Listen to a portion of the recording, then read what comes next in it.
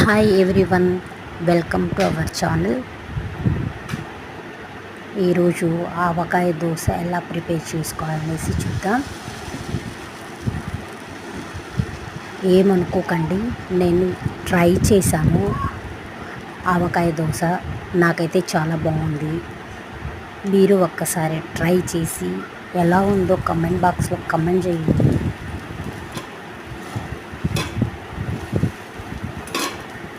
మీకు దోశ నచ్చితే like, share, subscribe.